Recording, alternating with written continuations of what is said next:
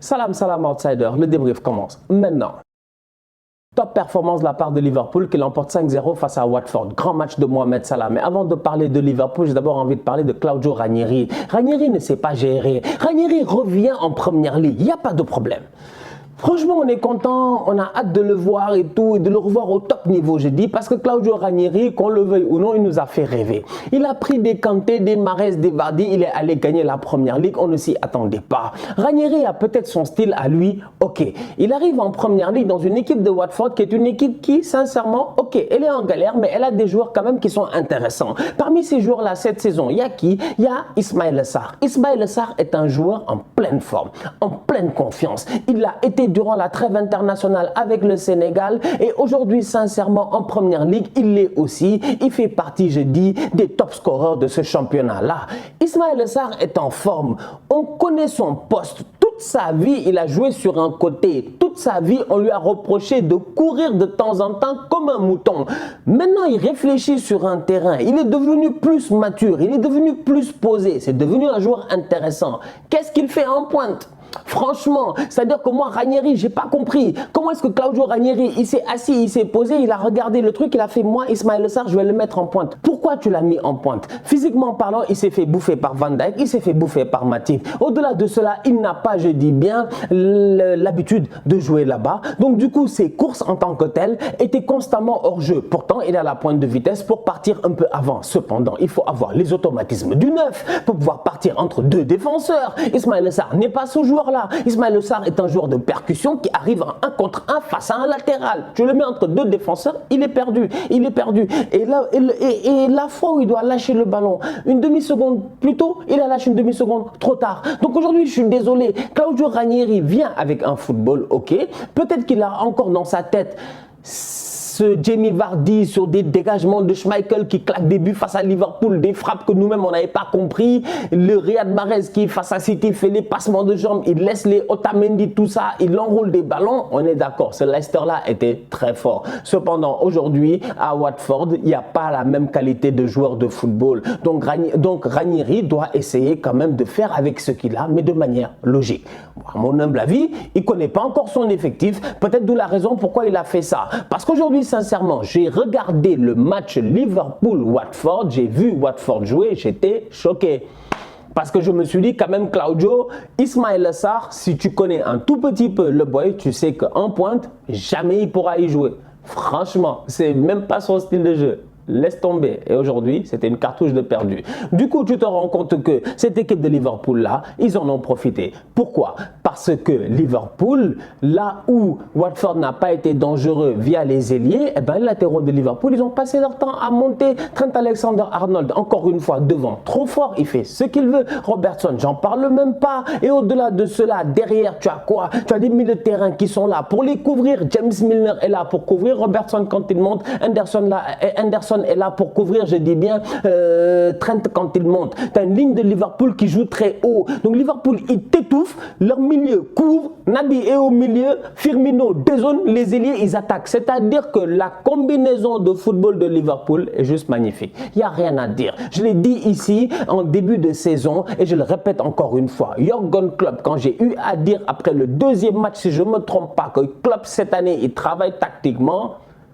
je n'enlève rien de ce que j'ai dit. Jusqu'à présent, à mon humble avis, ça se voit. Il travaille tactiquement. Il est en train de trouver un moyen de couvrir ses latéraux. Parce que Klopp, j'ai l'impression que jouer à 3 derrière, ça ne l'intéresse pas.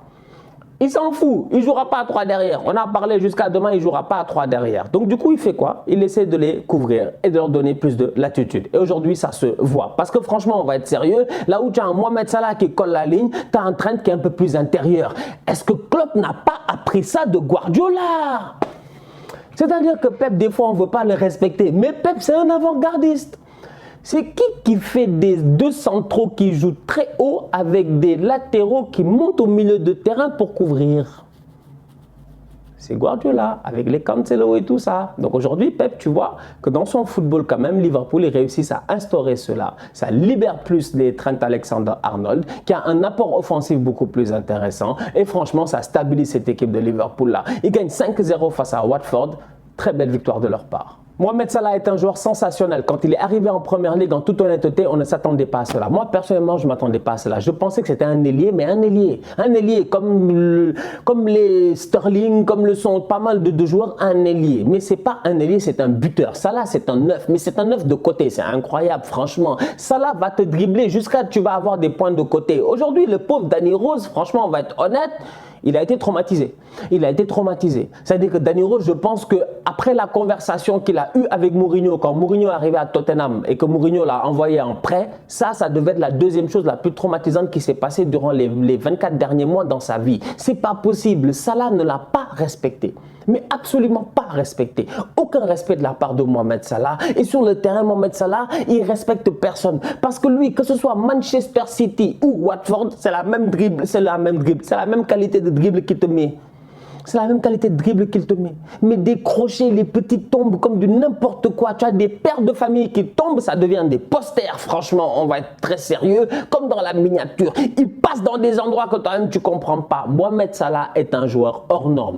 Au-delà de 100 buts, 104 buts en 166 matchs, le ratio est extraordinaire. Parce qu'on va être sérieux, et je le répète encore une fois, ça fait quoi? 3 saisons, 4 saisons qu'il est arrivé, mais depuis qu'il est arrivé, il ne fait que marquer.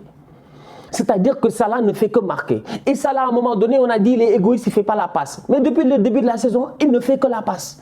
Non, franchement, depuis le début de la saison, il fait la passe et il claque ses buts quand même. C'est-à-dire qu'il est extraordinaire, Mohamed Salah. Franchement, on peut parler jusqu'à demain, mais moi, je lève mon chapeau à Salah. Ah ouais, j'ai accepté que Salah, quand même, c'est pas le même type de finisseur que Sadio Mané. Parce qu'il y a des actions de Sadio aujourd'hui, il rate, c'est pas sérieux. Sadio, il claque son but, oui, sur la passe de Salah. Ok, une passe à la Modric, pas de problème, mais Sadio doit mettre un doublé. Sadio doit mettre un doublé minimum. Il y a une action là, il a raté, c'est pas normal. Salah, il rate pas. Et il te dribble. Franchement, il est fort. Franchement, il est très fort. Non, sincèrement, il est très, très fort. Et j'ai vu un commentaire que j'ai bien aimé, un tweet que j'ai bien aimé de la part de Billy, de Tagat. Et j'ai bien aimé ce qu'il a dit. Pourquoi? Parce qu'il a dit que, attention, effectivement, la dernière fois dans la vidéo avec Loguito, j'en parlais en disant que Messi, il a gagné un ballon d'or 2011-2012, je ne m'en rappelle même plus. Il y a un ballon d'or qu'il gagne là parce que Messi, il ne gagne rien. Il ne fout rien là. C'est quelle année que le Barça ne gagne pas la Ligue des Champions? 2012, ils l'ont gagné. 2011, c'est là 2011, ils gagnent face à United. Il y a une année, ils ne gagnent pas la Ligue des Champions, il ne fout rien. Et Messi gagne le ballon d'or. Parce qu'entre septembre, août et décembre, il est venu claquer je ne sais pas combien de buts. Mais aujourd'hui, Mohamed Salah, ce début de saison extraordinaire-là, comme le dit Bill, franchement, on va être très sérieux. À mon humble avis, ouais, effectivement, je suis d'accord, ça peut peser dans la balance. Et oui, on est là, Edouard Mendy, ballon d'or. Et Mohamed Salah, on a cru qu'on est tout seul, nous. Alors que lui, il est là en train de shine en ce moment. Les Jamie Carragher, les Anglais, ils nous fatiguent. Salah, the best player in the world. Je dis, yeah, actually, en ce moment, franchement, he's the best finisher in the world. Top performance de sa part. Félicitations à Sadio Mané pour ses 100 buts aussi en Première Ligue. Lui aussi, il vient, il passe encore un autre palier. Sadio Mané va bientôt être le meilleur buteur de l'histoire de l'équipe nationale du Sénégal. Sadio Mané fait partie du top 3, je dis bien, des meilleurs buteurs africains aujourd'hui en Première Ligue avec Drogba et Salah. Franchement, Sadio Mané, il lui reste encore pas mal de matchs à jouer. Des buts, il va en claquer. Le seul problème, c'est qu'il doit se gérer sur la finition parce que sincèrement, il est capable de faire du Salah. Ah voilà, quand même, Mané de temps en temps, en termes de finition, il peut mieux faire. Mais top performance de sa part lui aussi.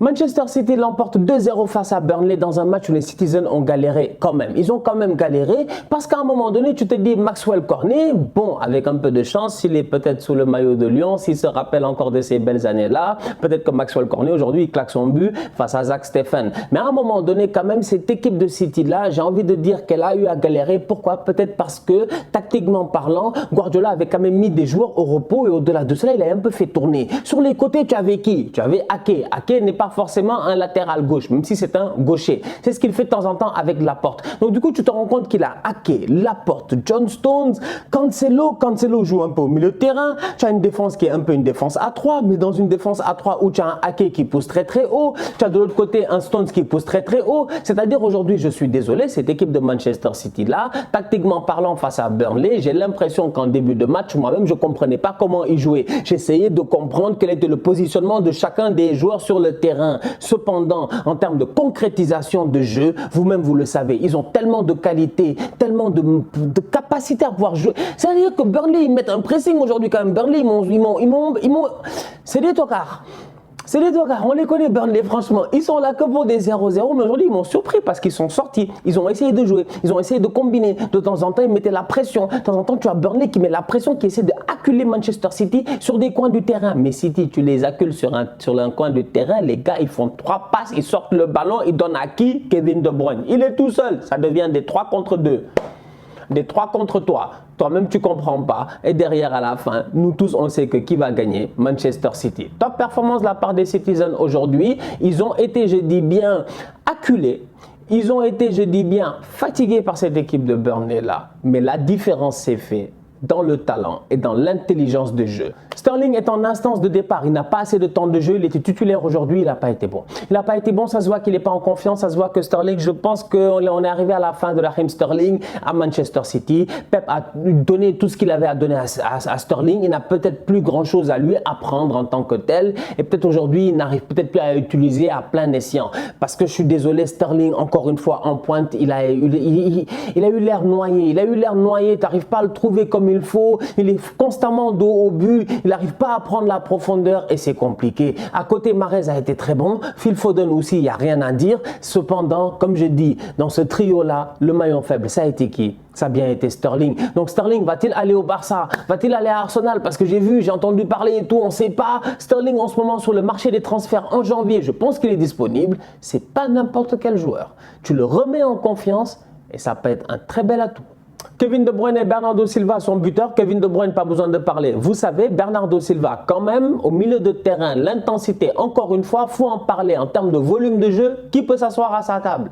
C'est-à-dire que Bernardo, il défend, il attaque, mais comme jamais. Comme jamais. Lui, c'est box-to-box, mais box-to-box offensif. Bernardo constamment dans les situations de but. Il doit même mettre un doublé. Il doit mettre un doublé à un moment donné. Il y a une action en fin de match. Il doit frapper pied gauche. Il contrôle, il doit frapper pied gauche. Il rentre dans la surface, il essaie de faire un crochet. Les gars viennent le retrouver. Il pousse le ballon trop loin. C'est dommage. Aujourd'hui, franchement, Bernardo est un joueur extraordinaire. Quand tu as au milieu de terrain Rodri, le fait d'avoir Bernardo à côté te permet d'avoir l'atout qu'il faut défensivement pour toujours avoir le nombre qu'il faut par rapport à ton adversaire. Tu n'es que rarement en infériorité numérique quand tu as un joueur comme Bernardo Silva qui est sur le terrain. Parce que lui, les efforts, il les fait. Il couvre, je dis bien, un volume de jeu sensationnel et ça permet aussi derrière de libérer un peu Kevin De Bruyne qui lui aussi est magnifique. Franchement, on va être sérieux. Cette équipe de Manchester City là, comme je dis, ça reste Pep Guardiola, ça reste Manchester City. Tactiquement parlant, les gars bougent sur le terrain comme des pions. Mais à la fin, ils gagnent. Pourquoi?